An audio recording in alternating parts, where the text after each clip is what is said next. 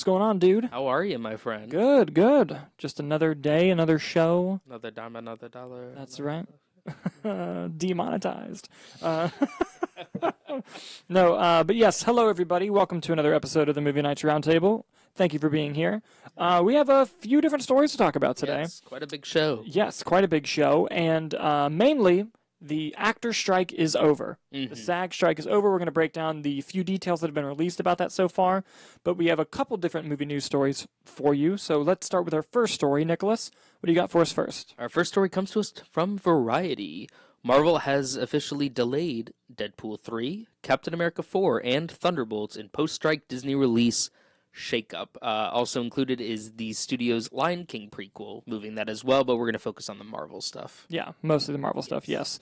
By the way, the Mufasa movie, you may think to yourself, that doesn't sound like anything I care about. Neither do I. However, it's directed by Barry Jenkins, therefore I'm watching it. Like, what a random grab. Listen, Disney money, take it. You deserve it, Barry Jenkins. Take the Disney money. You know, that's fair. Sometimes I hate to see, like, them fall into that trap, but also I'm like, you deserve it. You deserve that check. You absolutely deserve that check. But anyway, moving on to the Marvel stuff. So with this shakeup, with these delays, a couple of interesting things have come out about them. Basically, Deadpool 3 is now going to be the only MCU film released in 2024, which I think is a very needed break for MCU and Marvel and all that. Now, granted, you're still going to get your fair share of superhero stuff because you got Madam Web, Venom 3, Kraven, and Joker all coming out. So, take that what you will. Yeah, but for the MCU specifically, I think it's a nice slow of pace so that they can take all those films that are still coming and work on them, because apparently everything we've heard about Deadpool 3 is that it's fantastic. And they can start shooting again now because the strike is over. But Captain America Brave New World has been pushed almost an entire year to February 2025, like 9 months, which is crazy because initially when they were talking about the release dates, they thought that Captain America was already been shot. So they were like, oh, it could probably take Deadpool's May date so Deadpool can move because like Captain America's already shot. And they've delayed it a year, which I'm going to get to in a second. But additionally, Thunderbolts moved from December 2024 to July 2025, and Blade went from February 2025 to November 2025, which we now recently found out that it's hired a new screenwriter, so it needs the time anyway. So for those keeping track, that means one Marvel release in 2024 and 4 in 2025. Top It's going to be on top of all the other superhero movies. Like, isn't Batman 2 going to be that year? Batman 2 and Superman Legacy. Yep. And whatever Sony has stewing up. Yep. Yeah. Holy shit. It's going to be big. It's a big year. I won't be surprised if some of these move again, to be honest. But yeah, it's going to be interesting. But back to Captain America. The Hot Mic, the show with Jeff Snyder and John Roca, they were talking about this. And Jeff Snyder said that he was getting like live updates during the live stream of the show from a source of his. And the source claims that one of the things Marvel has started doing again after getting, negative reviews on things and kind of slipping is they've started test screening again, which they have not done in a long time. And they test screened an early cut of Brave New World, and it did terribly. Ooh. And so the reason they're pushing it is because they're going to do reshoots from January to May. Extensive. Yeah, so basically, and the source told him that 3 big sequences were cut, and they're going to rework them, and that's what the reshooting is going to consist of.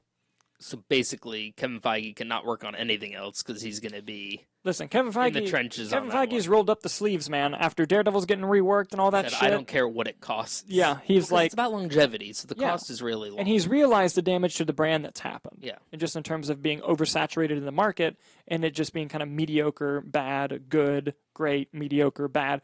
Like, we used to go to Marvel movies and Marvel TV shows as an event. Remember how many people watched WandaVision as it aired? It was crazy time. And, like, we used to go in expecting, like, this is going to be at least good, if not great. Now you kind of go in, like, I hope this is a good one. Yeah. And it's kind of all changed. Going into the Marvels, I was just like, I hope it's fun. Yeah. And it was, but I was like, that's where we're at now. That's like, where at least entertain me and it not be egregiously bad. Exactly. I'll say this about Captain America Brave New World. I have waited. For the leader? For 15 years. For them to follow up on the leader. Yes. It is the only loose thread. Well, One of the only. if we stop at Endgame, Yeah, maybe phase 1 even. it is the only loose thread that has never. They even brought back Red Skull. Yep. It is the only loose thread that they have not resolved, and I am so fucking excited for Tim Blake Nelson to be back as the leader. You have no idea. Is he safe? Is he all right? Is he safe? Is he all right? Is he being removed from this cut? I hope not. I hope not as well. Please don't fuck this up. I beg of you. Please just give me the leader, please. Oh, man. It's so funny. But what do you guys think about all these Marvel delays? What do you think this means for everyone? And are you excited for Deadpool 3? Let us know in the comments as we move on to our next story. Nicholas, what do you got for us next? Our next story comes to us from Puck News, Yes. a news source. Yes. Warner Brothers has officially reversed course in their Coyote versus ACME fight. Yes. Yes. Essentially, a lot happened last week, and thankfully we got this news today so that we weren't immediately behind on something happening. So like Batgirl and like that Scoob sequel movie that had come out, Warner Brothers had shelved Coyote versus Acme, which is a hybrid live-action animation movie about the Coyote from Roadrunner, and it had John Cena. It had a lot of stars in it. Wait, there was a Scoob sequel? Yeah, and it got the Batgirl treatment. Really? Yeah. I didn't know that. Yeah, and this film also got that treatment, being shelved for a tax write-off, and it was fully done. Like, not just like shot, like it was practically finished for it was going to be a theatrical release. Like, crazy stuff. And apparently it was going to save them like $30 million to do the tax write-off. Okay. Well, when this happened, and Puck broke the story, but Hollywood Reporter and a bunch of others kind of dove into it more. When this happened, the pushback was so negative, not just from people online, but apparently many filmmakers canceled meetings with Warner Brothers and told their reps, if they ask why it's canceled, tell them because I'm pissed off that they keep doing this shit.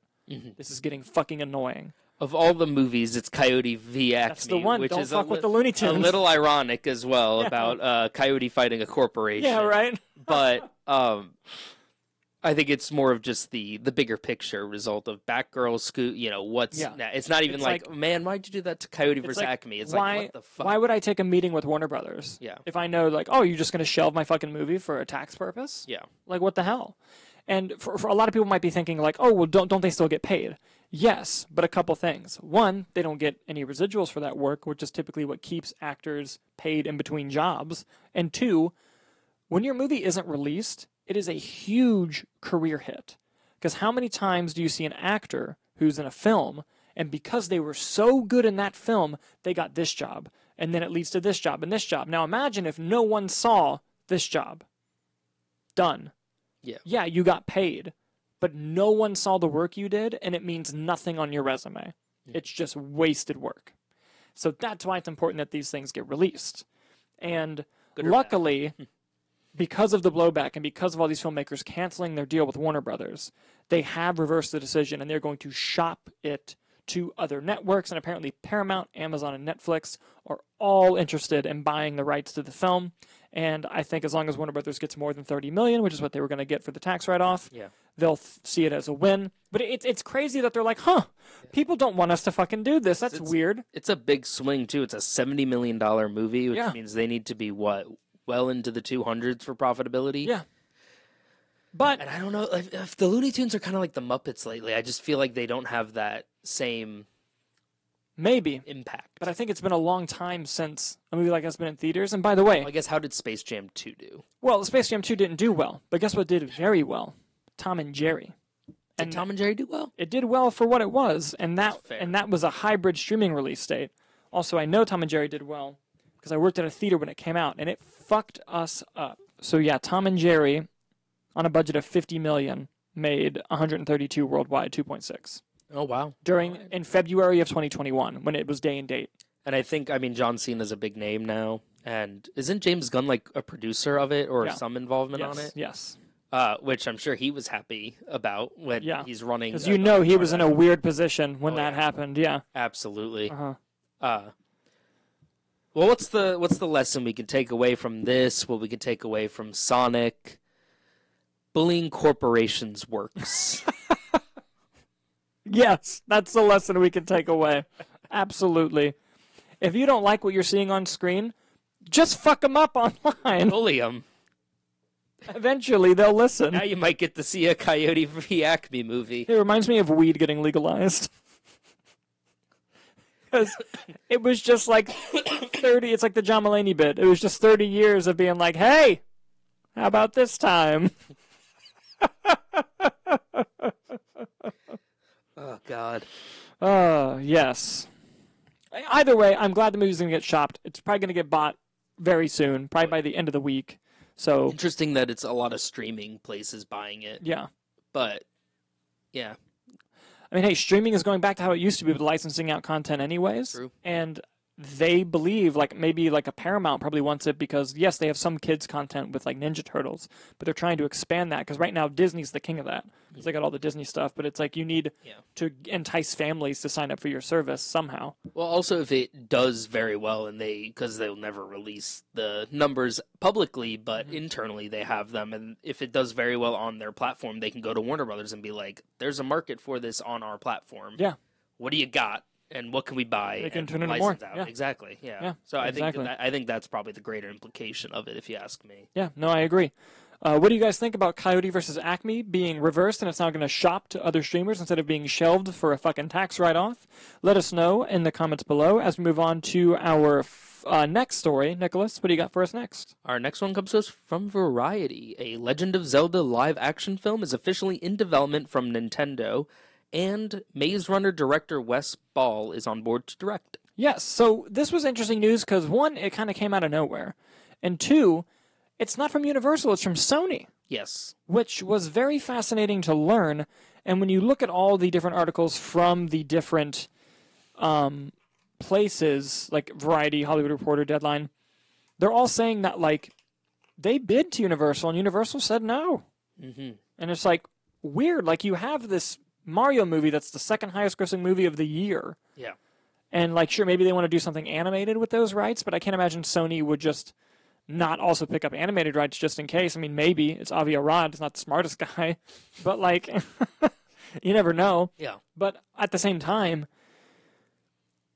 it's a great move by Sony. I think it's an excellent move by Sony to capitalize on that. Because the first thing people said after Mario was, when are we getting Zelda? Yeah. Like, that was, like, the first thing. And that's what's interesting, though, is that they are going the live action. It is interesting, route on but and it's unexpected. But I don't necessarily think it's a bad decision. I'm thankful. I mean, listen, Illumination did a great job with the Mario movie. Yeah. I was very hesitant on just the aesthetic of it. I think it worked really well. I don't know if I want Illumination Zelda. I wouldn't mind it. You know, I wouldn't know until I saw it. But That's fair. But I understand the hesitation. Yeah. What I'm happy about is they got Wes Ball, who is directing the upcoming Kingdom of the Planet of the Apes, which looks very good. So at least we know visually, from a visual effects to live action standpoint, it's going to look fucking great. I mean, I thought the Maze Runner movies were very entertaining as well. And they look great. In terms of the YA dystopia genre, that was always my favorite over, like, Hunger Games and Divergent. Yeah. And, like, so it's an interesting move, but I think it's one that's going to be successful for them, especially if the film is great, which it has potential to be so. Definitely. Yeah. Do you think this could lead to more video game style movies? Because I mean, they made Uncharted with Sony. Now they're doing Zelda. Like maybe they're just trying to snatch them up and see what sticks. I guess so. I mean, I thought that I enjoyed Uncharted personally. I don't remember how it did, if they're gonna even try to do a sequel there. But I mean, with all the Avengers and Spider-Man, I'm sure they can't get Tom Holland to it'll be tough. Crank out a quick Uncharted. Yeah, and while it made decent money, Yeah. it wasn't like an absolute knockout park home run for them either. I'm trying to think of what else Nintendo. See, like Kirby would be a fun movie. Yeah. Obviously, I think that one would have to obviously be animated. Yeah, probably. But I think Nintendo has quite a lot. Yeah. I mean, do a live action Olimar movie. Pikmin, Yeah. why not? For real. Like, I think that it's what I'm interested in the behind the scenes of Universal and Sony. I want that story. Yeah. Like, I want to know what happened so fucking badly, and I hopefully we get answers on that. But yeah, what do you guys think about the Zelda live action movie coming from Sony of all places? Let us know in the comments as we move on to our final news topic story of the day, which is the reason probably most of you clicked on this video. The SAG AFTRA strike is over.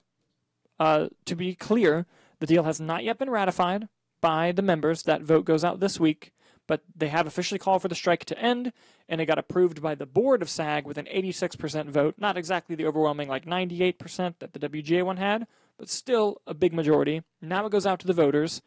I'm getting a bit worried about that, though, because some of the AI provisions, according to the actors, they're not satisfied with because of loopholes. Mm-hmm. It's not a bad deal, though. I took a look at it earlier, and that's what we're going to do now. Let's take a look at some of the points of the SAG-AFTRA strike details, and I should point out there's a 118-page thing of a full thing that's going to be released later in the week.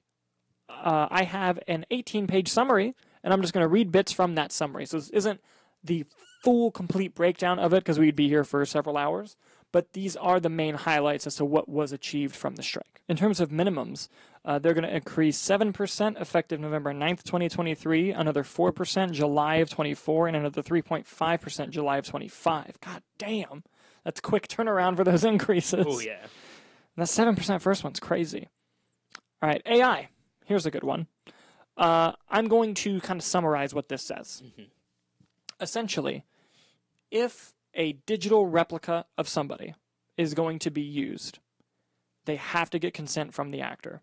Okay. They can no longer just scan someone and own their likeness forever, which was a huge concern. Yes. Each time it's used, they have to get permission from the actors, except for one condition, which I'll get to in a second. And if someone's dead, well, they don't have to go directly to the estate for permission, the producers, which is a bit of a red flag. They do have to obtain permission from SAG. What's the first thing SAG's going to do when they get asked? Go to the, yeah. So that's probably the protection that they put in place there. Yeah. Now, you said earlier, there's an exception for the they don't have to get permission rule.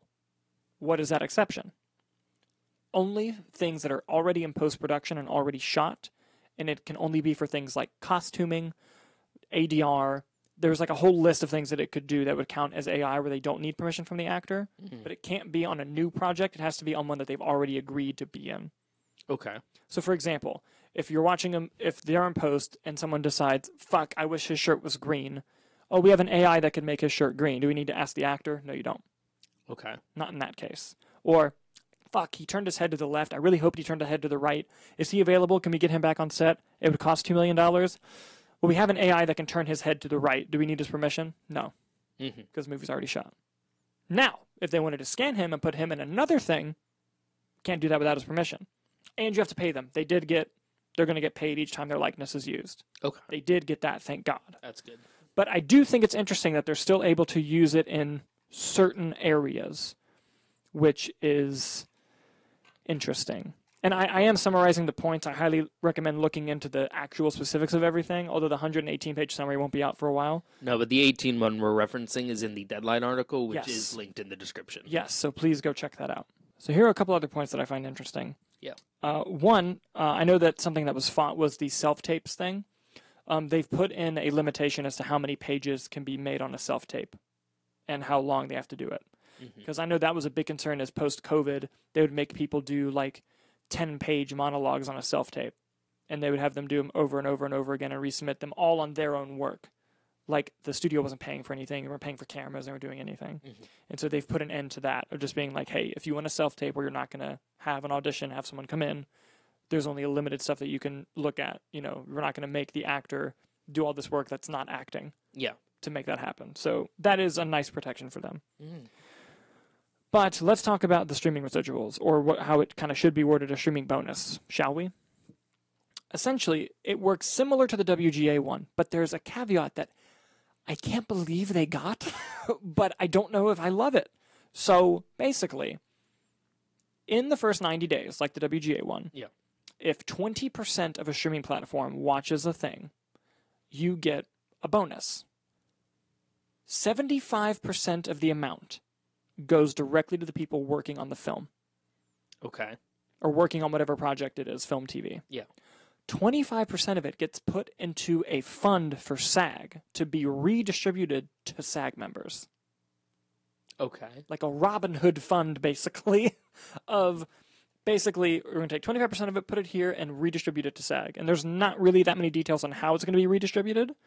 But I've heard that some SAG people are upset about it. But Fran Drescher's just like, I protected my people, bitch. I got them money. Yeah. And it's like, I can't believe that was agreed to. Like, I honestly can't believe wild. it. Yeah. So, like, you can just get a random check from SAG, and it's like, because here you go. John Travolta had a killer movie on Netflix. Yeah. You know, like, interesting. I'm very interesting. Yeah. I'm very curious about that. And that'll be in the big like detail like how they'll distribute it, or is that Yes, just agreed upon and I that's think to SAG to I decide? think it'll be broken down in the 118 Yeah. page thing that they release. We'll have to see. Yeah. But the big thing is, like the WGA one, the biggest shows, the biggest movies on streaming are going to get that bonus, and it's going to be for the people involved, majority of the money. Yes. And that is huge. And like I said, there's a bunch of stuff in here that, breaks down a lot of stuff. The Deadline article breaks down a lot. I highly recommend you guys read it. Like Nick said, it's in the description.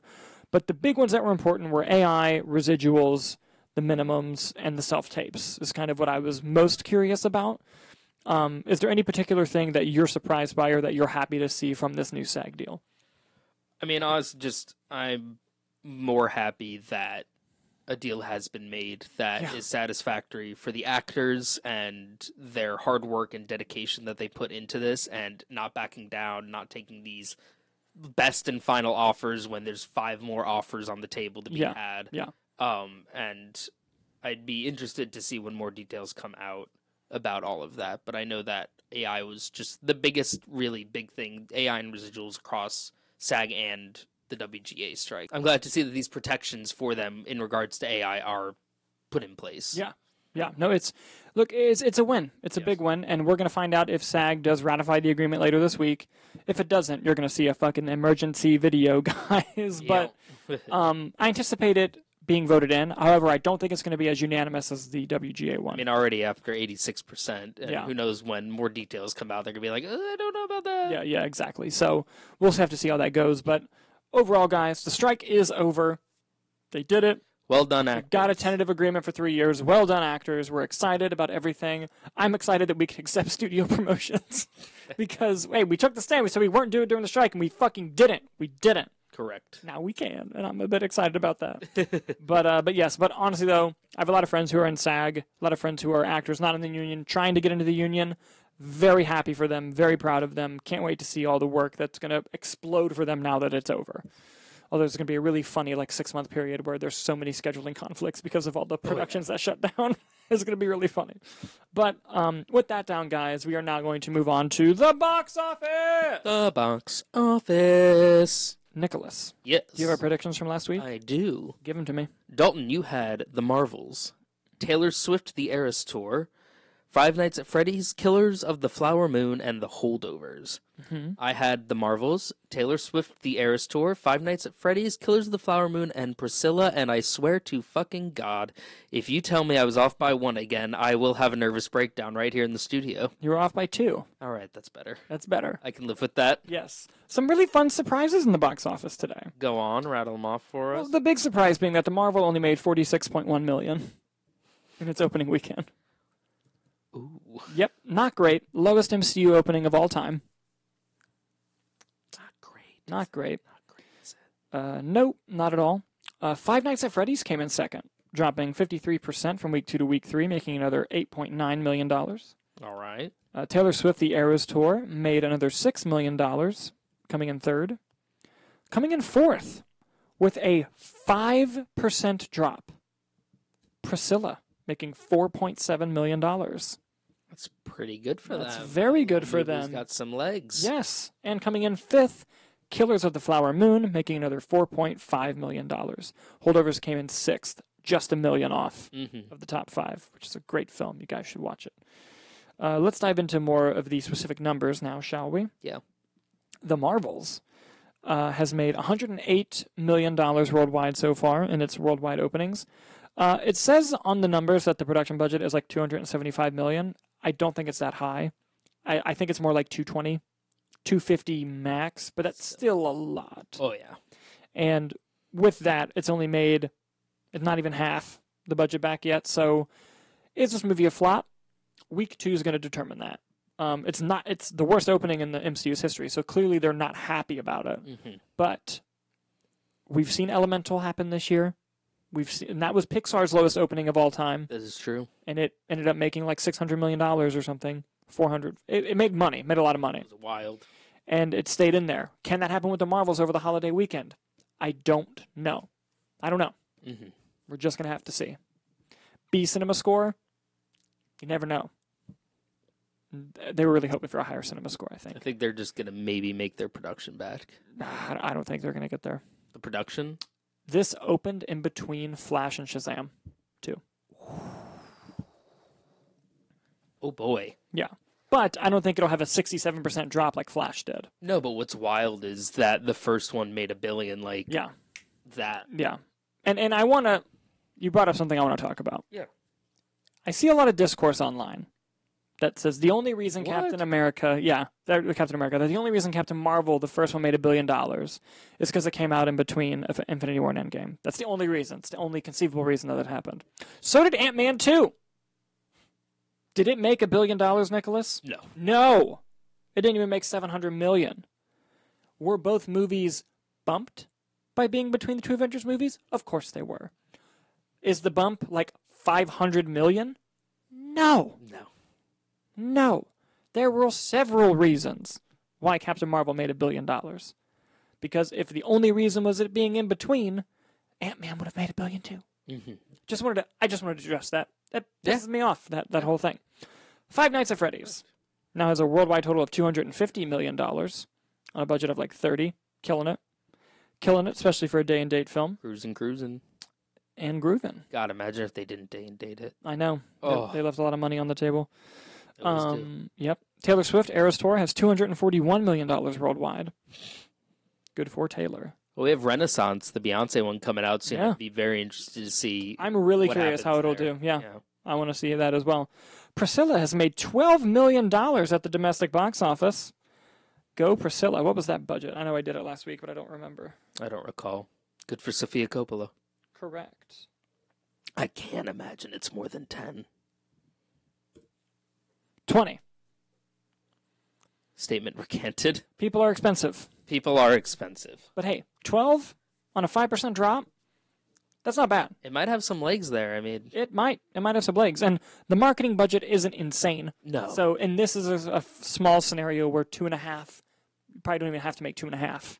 Yeah. And Really. for a lot of it, you didn't have actors out there promoting it. Correct. Very correct. Oh, we might even see like some of them start doing Exactly, that now. yeah. Just some follow-up on it. Yeah, for real. I mean, I think that Jacob Elordi's on the cover of GQ this week. Yeah. Because Saltburn's coming out, but I'm sure Elvis is in that, so I feel like people might go back and be That's like, true. oh, who's this fella? Like, oh, shit. Like, Yeah. that came out. Yeah. Good observation. I guess not who's this fella. He was on Euphoria, Yeah. but like, But he was in another movie this year. Oh, Yeah. it's Elvis. Oh, Yeah. I know Elvis. Yes, exactly. Killers of the Flower Moon now has $137 million worldwide. Still hasn't quite gotten to that production budget yet. I feel like if it just gets there, they'll take it. You know? Yeah. Like it's not financially successful, but it's an Apple film. They just want people to buy Apple, and this is probably going to reach an audience that doesn't have Apple, so maybe that works. But I think they're trying to at least get that production budget, which we'll see if it'll happen. I hope they get it. I'm just thankful to Apple for putting it in theaters and for me getting to experience it in theaters. I agree. Thank you, Apple. Thank you very much. At the very least, yes. Thank you to Amazon for putting Air in theaters. I appreciate that Also, as well. thank you that as well. I liked Air. I did too. I liked it a lot. So, typically at this point in the show, we would do predictions for next week's box office. Yes. We're not going to do that today, and there's a very specific reason for that. Every year, towards the holidays, we go on hiatus just because doing this show during the holidays, we both have full-time jobs, we both have loved ones, we both have, just life in general. Yeah. And it gets very difficult to do it during the holidays. Well, not only do we have holidays, we have a friend who's getting married, we have a ton of screening opportunities through opportunities we've never had before that we're trying to work through, and our short film Quiver that we've been working on for 80 fucking years is almost done. So we have a lot going on towards the end of the year, and so we're going to go on a hiatus earlier than anticipated, and we're not going to come back until January of next year. Yes. But that's only for the roundtable. You're still going to see a ton of movie reviews from us. You may see one or two random editorial videos, just depending on timing and how things work out. But we want to take this time to get feedback from you. Since we're going to be going on hiatus, one thing we're going to be doing is meeting up and talking about ways we can make the show better, things that we can do differently, because we love doing the show, and we love interacting with you guys, and we want to know What do you like about the show? What do you wish was on the show? What do you hate about the show? What do you wish was not on the show? Please don't say Dalton and I. Yes. But at the same time, like I really am curious because like I said, we love doing it, but we're open to trying out new things. You know, we're even talking about doing like a clip channel if that's something that people are interested in. This is just an early idea, not saying it's happening, but just, you know, we want to know. Box office ain't going anywhere though. Don't worry about Russell. that. Yeah, Russell, Don't worry. we fucking love you, by the way. You comment on every video and it's great. Thank you. Box office is not going anywhere, Russell. But yeah, you know, it's something that we've talked about, and we want to do other shows. We want to expand and do other things, but there's a lot of stuff going on, and we want to know what you guys like and don't like. You know, is the show too long? Is it too short? Like anything's on the table, Yes. except for the hosts. But please do tell us what you guys think, and when we come back in January, we'll make an announcement about it. And, you know, we'll come back full swinging. Eventually, we're going to get a new studio because Hannah and I are going to move at some point in the year. I don't know how early it's going to be. We're going to try for January, but we don't know. You never know with these things, but we'll see. We'll see. And I do want to say thank you to everyone who has watched, liked, commented, subscribed all year, audio listeners as well. We really, really appreciate you guys. We wouldn't do it. Well, we probably would do it with no viewers. We've been doing it for fucking years. But hearing your feedback and seeing your interactions, it really helps when it feels like it's becoming work. Does that make sense? And we love you guys. And thank you for watching the channel, for watching us. And we will see you next year. Yes. See you on the next year. That's pretty fucking good. Damn it, I fucked that up. I'm not editing that. I'm leaving that in. I'm leaving that in to teach myself a lesson, to know to have better send-offs. As Dalton said, thank you guys for watching, and be on the lookout. We have access to early screenings now, so there'll be plenty of reviews, and I think if there's not a screening, we might still do an out-of-theater reaction if it's just a regular release. TBD, but definitely movie reviews aren't going anywhere through the rest of the year. Correct. Absolutely. Yes. So yeah, while the Roundtable is taking a break, we aren't going anywhere. And let us know what fun changes you'd like to see when we see you guys next year. Take care.